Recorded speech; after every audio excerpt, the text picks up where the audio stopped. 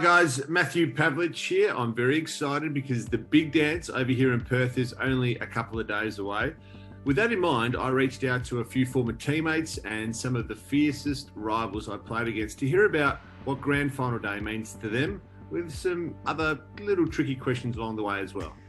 All right, so you've won a prelim and you're in Grand Final week. Tell us about the emotion and some of your first thoughts or feelings heading into a Grand Final. The anticipation is big. I suppose that whole week is everything is amplified. The moment of, I get not fear, but the moment of, oh my God, this is actually going to happen. We hadn't won a premiership in years, so that whole week leading up to training on the Monday throughout the week, then the Grand Final parade, it was just an awesome moment. It's just a mixture of excitement and nervousness.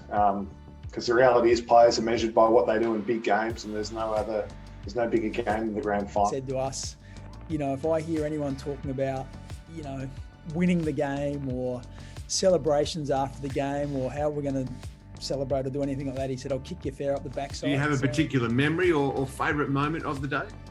She felt calm that I knew what I had to do.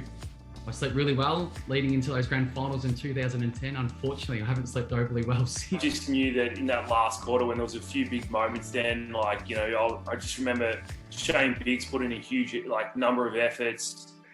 I came off a grand final in 99, as I said, as a 19-year-old kid.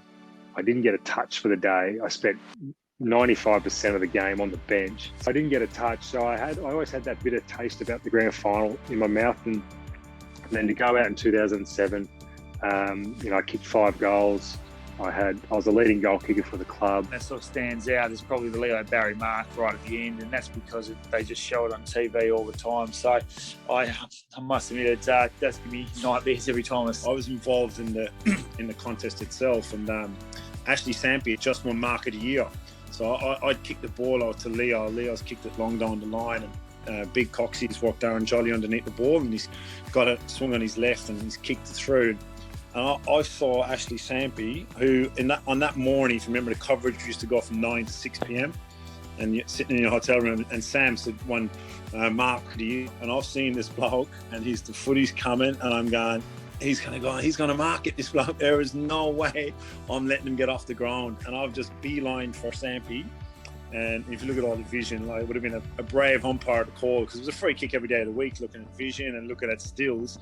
Some of the pictures, I have no idea where the ball is. I've grabbed hold of his shirt and I'm holding on to him. Don't let him off the ground.